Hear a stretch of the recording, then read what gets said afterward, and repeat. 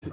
Muy buenos días y bendiciones. Gracias, Rodolfo. Gracias, Víctor, por recibirme en tu programa y gracias al público que nos escucha. Quiero agradecer la oportunidad de compartir con ustedes y con nuestro público las propuestas que en el contexto del diálogo nacional hemos hecho de conocimiento del excelentísimo presidente de la República, así como de los miembros del Honorable Consejo Económico y Social. Como ya es de su conocimiento, el presidente de la República, en el interés de ser consecuente con su compromiso de cambio, ha convocado a la nación, a las fuerzas vivas de la nación, muy particularmente a través del diálogo nacional y del Consejo Económico y Social, a un proceso de discusión, pacto, para 13 reformas fundamentales a la nación. Y en ese contexto, algunos ciudadanos hemos tenido a bien hacerle de conocimiento de ese organismo propuestas para la reforma muy particularmente fiscal y para la reforma del sistema dominicano de seguridad social, que es un tema que sé que es muy vuestro, por lo cual quiero compartir con ustedes algunas de esas ideas. ¿De qué se trata todo esto, Montaz? ¿Es sobre la base de incluir nuevos temas o enriquecer el debate sobre los temas que ya están puestos en las sus mesas, digámoslo así? La idea detrás de todo esto es dar contenido en nuestra condición de técnicos, de ciudadanos, a cada una de las discusiones que se van a organizar en las mesas de trabajo para actualizar, modernizar el Estado Dominicano en varios aspectos que, como la Ley de Seguridad Social ya tiene más de 20 años desde su implementación, y en ese sentido hemos hecho del conocimiento del Consejo Económico y Social algunas propuestas. Por ejemplo, en una visita anterior a vuestro programa hablábamos del famoso debate de las AFP. Exacto. ¿Okay? Y de la devolución de fondos de la AFP. Y del 30%. Y del 30%. Entonces, en el área de lo que es la AFP, nosotros tenemos dos propuestas que nos parecen muy interesantes, sean conocidas en ese organismo, y son las siguientes. La primera, estamos claros de que la AFP es quizá el eslabón más débil del sistema dominicano de seguridad social, en el entendido de que la ciudadanía muy a menudo cuestiona la utilidad de esos fondos. Un estudio del CRES, del Centro Regional de Estrategias Económicas Sostenibles, asegura que al momento del retiro el dominicano promedio tendrá una pensión equivalente a 1/3 de lo que es su último salario promedio cotizado. Entonces dice, ¿para qué estoy ahorrando? Vemos casos como Chile donde le han devuelto la mayor parte de los fondos a la ciudadanía. Y nosotros creemos que en el caso dominicano hay una oportunidad importante de introducir cambios en lo siguiente. Primeramente, estamos proponiendo que dentro de lo que es el fondo de pensiones se le permita al ciudadano poder utilizar su fondo de pensión para poder adquirir de la mano con el mismo fondo su primera vivienda. En el sentido de que, digamos, si un ciudadano o ciudadana tiene $500,000, $1,000,000 ahorrados a la edad de los 35 años, en lugar de estar pagando probablemente un alquiler, puede haber un mecanismo legal que le permita usar ese fondo que él tiene de pensión para que su fondo de pensión adquiera una vivienda y elabore un mecanismo financiero en virtud del cual usted mismo, como dueño de su fondo, se pague a sí mismo la restitución del fondo más un interés y viva en su propia vivienda. Por ejemplo, como ya hemos indicado, si usted tiene $1,000,000 y usted busca una vivienda de bajo costo de $2,000,000, le falta $1,000,000. Actualmente usted está pagando un alquiler, digamos, de $12,000. Usted va a su fondo de pensión, el fondo de pensión adquiere la vivienda por usted, él es el propietario de la vivienda y pone una cuota mensual que usted ahora empieza a pagar, al cabo de la cual, digamos en 15 o 20 años, usted restituyó el capital que aportó, paga un interés sobre el capital que aportó el fondo adicional al suyo y logra una rentabilidad en la forma de una ganancia de capital sobre el inmueble adquirido y sobre los rendimientos del financiamiento que usted mismo ha encauzado. Lo bueno es que en este caso el ciudadano pasa a vivir ahora en su propia vivienda. Como usted paga un alquiler, usted nada más sobrevive. Pero en este contexto, a la hora de su retiro, usted sale a los 65 años dueño de su vivienda y dueño de su pensión.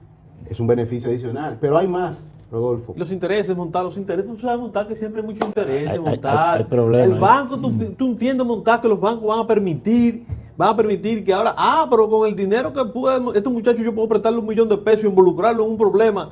Ahora Montar me está diciendo a mí que yo solo voy a tener que regalar, prácticamente. No, pero ahí está la buena noticia, Rodolfo. Okay. No hay conflicto de interés porque en la práctica los fondos de pensión pertenecen a las mismas entidades bancarias. Por lo tanto, es una forma alternativa de darle un rendimiento mayor a ellos y al ciudadano sobre un negocio que ya existe. Por ejemplo, las principales AFP, AFP Siembra, AFP Crecer, entre otras. ¿A quiénes pertenecen? Es a los bancos. A los bancos. Entonces, lo que estamos haciendo es creando un mecanismo para que estas entidades llamadas administradores de fondos de pensiones, en lugar de ser la caja chica para el financiamiento de algunos sectores, puedan convertirse en un instrumento más útil a la ciudadanía. Otra propuesta en el área de lo que es la AFP. Pero montar, en ese mismo orden ahí, ¿Cómo no? está bien, está muy bonito el proyecto. Me gusta porque así le da la oportunidad, como tú dices, al ciudadano que tiene sus ahorros allí para una pensión digna, un retiro digno, retirarse con su propia vivienda. Ahora, ¿qué haríamos si en el trayecto el ciudadano muere? Porque hay un problema con las AFP, que los deudos de las personas que mueren allí como titulares de una cuenta de AFP pasan trabajo para conseguir ese dinero. Y en muchos de los casos ni lo consiguen. ¿Qué haríamos entonces en esa parte?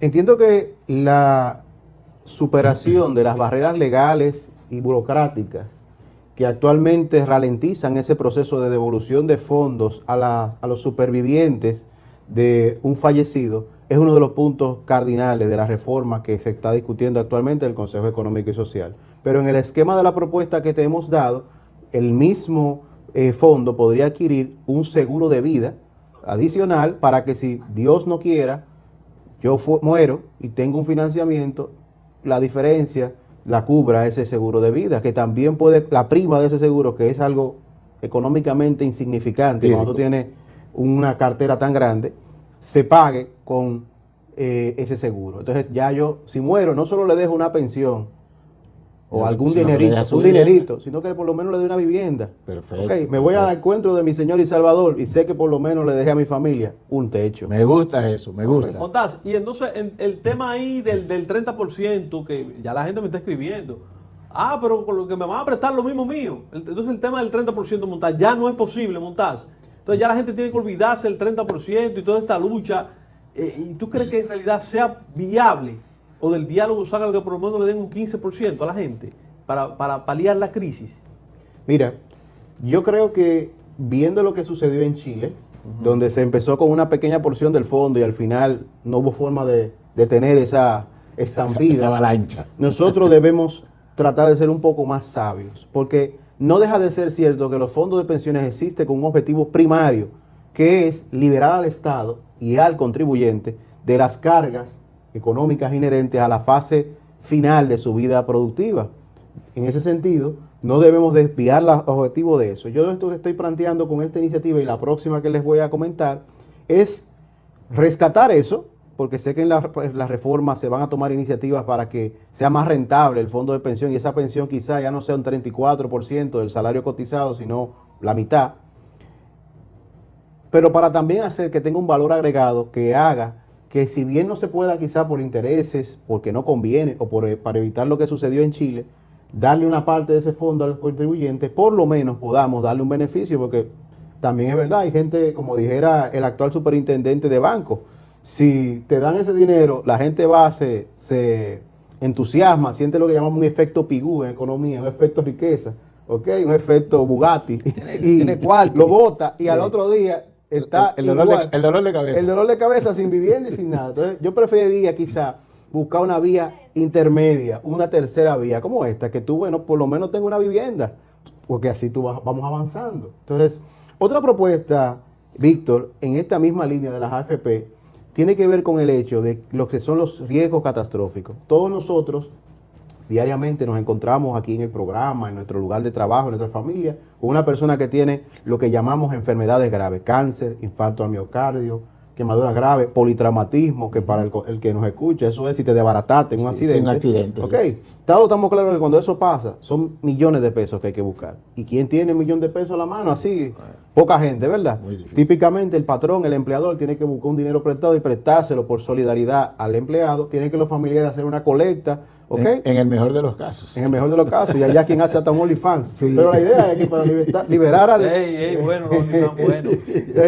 Pero a liberar al público de esto, yo estoy proponiendo que el mismo fondo de pensión contrate un riesgo catastrófico para todos sus ahorrantes. Esto tiene una ventaja importante, sobre todo si se hace con una cobertura de por lo menos 1,5 millones de pesos sobre el monto cotizado. Rodolfo, esa póliza de riesgo catastrófico, enfermedades graves, cuesta anual para un ciudadano saludable promedio de 35 años o menos, 2.100 pesos anual. Anual. Y eso significa que si Dios te libre, tú tienes un diagnóstico positivo de una de esas riesgos nombrados, te dan 300.000 pesos inmediatos y se te empieza a pagar una mensualidad en dinero. Adicional a la cobertura que tú tengas en tu plan básico de salud y complementario. Entonces, ¿cuál es la idea?